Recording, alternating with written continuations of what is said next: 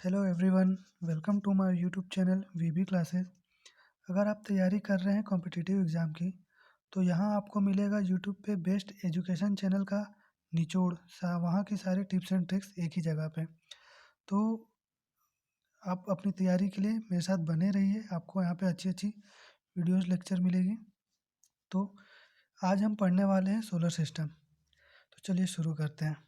शुरू करने से पहले मैं कहूँगा, अगर आपने अभी तक के चैनल को सब्सक्राइब नहीं किया है तो सब्सक्राइब कर लीजिए, ताकि आने वाले समय में जो भी नया लेक्चर की वीडियो अपलोड करूँ वो आप तक पहुँचती रहे। और बेल आइकन को ज़रूर दबाइए, ताकि जब भी वीडियो अपलोड हो उसका नोटिफिकेशन आप तक आ जाए। तो चलिए वीडियो को शुरू करते हैं। तो अगर हम सबसे पहले शुरू करें सोलर सिस्टम के बारे में, तो आप देख सकते हैं ये हमारा सोलर सिस्टम। तो सोलर सिस्टम में ये जो सेक्शन है ये हमारा सन है। इसके जस्ट बाद में जो है सबसे पहले हमारा आता है मरकरी। मरकरी के बाद से आता है हमारा वीनस। ये हमारा वीनस। वीनस के बाद है अर्थ, देन मार्स।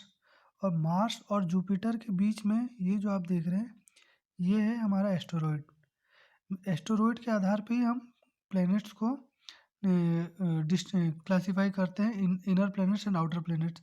इसके बारे में डिटेल में आपको अगले लेक्चर में बताऊंगा। तो देख सकते हैं जुपिटर के बाद से आता है सैटर्न, एंड सैटर्न के बाद से यूरेनस, एंड यूरेनस के बाद नेपच्यून। ठीक है, तो आज हम सिर्फ पढ़ने वाले हैं सन के बारे में। तो देखिए, अगर हम सन की बात करें तो सन जो है हमारा सूर्य, यह पृथ्वी के व्यास का लगभग 109 गुना बड़ा और द्रव्यमान का लगभग 3.3 लाख गुना बड़ा है। और यह जो हमारा सन है यह मुख्यतः हाइड्रोजन तथा हीलियम गैसों से मिलकर बना हुआ है। और यह लगभग सूर्य 4.6 बिलियन साल पहले बना था।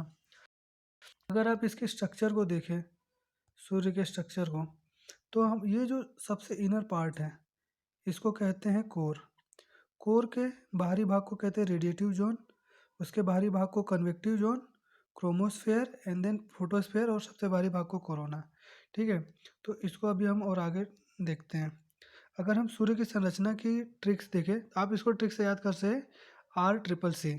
RCCC में पहला आर क्या है? आर है रेडिएटिव जोन, दूसरा है कन्वेक्टिव जोन, तीसरा सी जो है क्रोमोस्फेयर, और आखिरी सी जो है वो है कोरोना।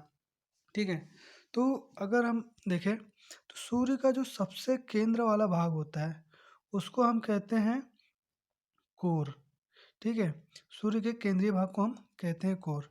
और जो कोर के जस्ट बाहरी भाग जो होता है, कोर के बाहरी भाग को हम कहते हैं रेडिएटिव जोन। और रेडिएटिव जोन के जो बाहरी भाग होता है उसको कहते हैं कन्वेक्टिव जोन।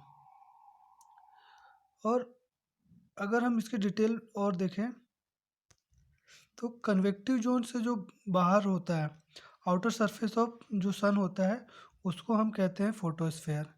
एंड फोटोस्फेयर के भी बाहर जो होता है क्रोमोस्फेयर और कोरोना। सॉरी, यहाँ पे टाइपिंग मिस्टेक हो गया है, यहाँ पे कोरोना होगा। क्रोमोस्फेयर और कोरोना जो है ये सबसे बाहरी सरफेस होता है सन का। अगर मैं आपको यहाँ पे इसका स्ट्रक्चर दिखाऊं तो ये देखिए, ये जो सबसे बाहरी सरफेस है ये हमारा कोरोना, यही यहाँ पे हमको ये विजिबल होता है। फोटोस्फेयर, कोरोना, ये सब हमको विजिबल होता है। इसके बारे में हम आगे देखते हैं। अगर हम बात करें कोर की, तो जो कोर के अंदर जो है एनर्जी जो जनरेट होती है वो न्यूक्लियर फ्यूजन के द्वारा जनरेट होती है। और न्यूक्लियर फ्यूजन क्या होता है?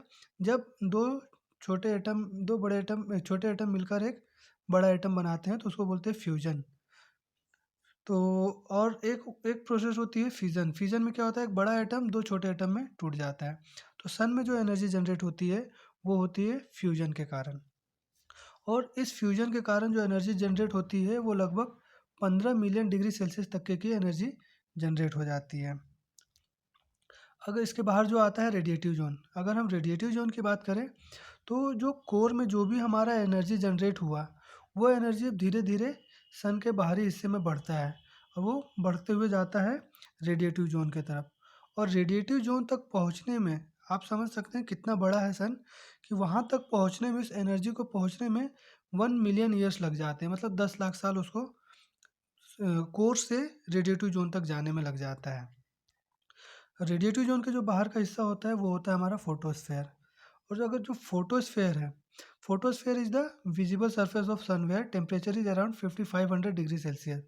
फोटोस्फेयर का जो टेम्परेचर होता है, आप देखते हैं हमको जो सन का जो भी हिस्सा हमको जो दिखाई देता है वो हमारा होता है फोटोस्फेयर सन का। तो वहाँ का टेम्परेचर होता है लगभग 5500 डिग्री सेल्सियस का। और ये जो पार्ट है यहीं से हमको जो लाइट हमको एनर्जी है हमारे अर्थ पे आती है। और सन से अर्थ तक लाइट्स को आने में लगभग 8 मिनट का समय लगता हुआ है। ठीक है, अगर हम फोटोस्फेयर के बाहर देखें, फोटोस्फेयर के बाहर का हिस्सा आता है क्रोमोस्फेयर। क्रोमोस्फेयर ये जो होती है, ये फोटोस्फेयर के बाहर एक पतली गैसों की लेयर होती है। और ये क्रोमोस्फेयर और कोरोना ये मिलके ही सन का एटमॉस्फेयर बनाते हैं। तो जो कोरोना है, कोरोना ये भी एक तरीके की, ये भी एक गैसों की पतली लेयर होती है जो क्रोमोस्फेयर के बाहर होती है। और सन का जो सबसे बाहरी भाग है वो कोरोना ही होता है। जैसा कि मैंने आपको दिखाया था शुरू में, ये अगर आप इसको देखें, ये है हमारा कोरोना, ठीक है, सबसे बाहरी भाग है। और कोरोना और क्रोमोस्फेयर ये दोनों मिलके ही सन का एटमॉस्फेयर बनाते हैं। और अगर हम लास्ट में सन के कंपोजिशन की बात करें, तो ये इसमें 71% हाइड्रोजन होता है, 27% हीलियम और 2% अदर गैसेस पाई जाती है, अदर एलिमेंट पाए जाते हैं। तो ये मिलके पूरा हमारा सन को बनाता है। तो ये जो था हमारा बेसिक था अबाउट सन के बारे में। और आने वाले लेक्चर में हम पूरा सोलर सिस्टम के बाकी प्लैनेट्स के बारे में देखेंगे और उनका सीक्वेंस कैसा है, कौन सा प्लैनेट सन के सबसे करीब में है, सब सन के सबसे दूर कौन सा है, एंड साइज के हिसाब से सबसे बड़ा प्लैनेट कौन सा है, सबसे छोटा कौन है, और हर प्लैनेट का बारीक से उसकी एक एक क्या खासियत है, वो सारी चीज़ें हम अगले लेक्चर में डिस्कस करेंगे।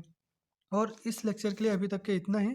इस लेक्चर में आपको क्या कमी लगी या क्या चीज़ें मुझे और इम्प्रूव करना चाहिए, आप प्लीज़ मुझे कमेंट सेक्शन में कमेंट करके बताएं, ताकि मैं अपने वीडियो को और इम्प्रूव कर सकूं, ताकि आने वाले समय में आपको और अच्छी वीडियो लेक्चर प्रोवाइड करा सकूं। ठीक है, तो आप कमेंट करना ना भूलें, ताकि मुझे क्या इम्प्रूव करना है प्लीज़ आप मुझे बताएं, ताकि मैं अपने वीडियोस को और इम्प्रूव कर सकूं। अगर आपको मेरी वीडियो अच्छी लगी हो तो उसको लाइक करें एंड शेयर करें, ताकि दूसरे लोग जो कॉम्पिटिटिव एग्ज़ाम की तैयारी कर रहे हैं उन तक भी ये वीडियो जाए और वो अपनी प्रिपरेशन को कंटिन्यू कर सकें। Okay, thank you.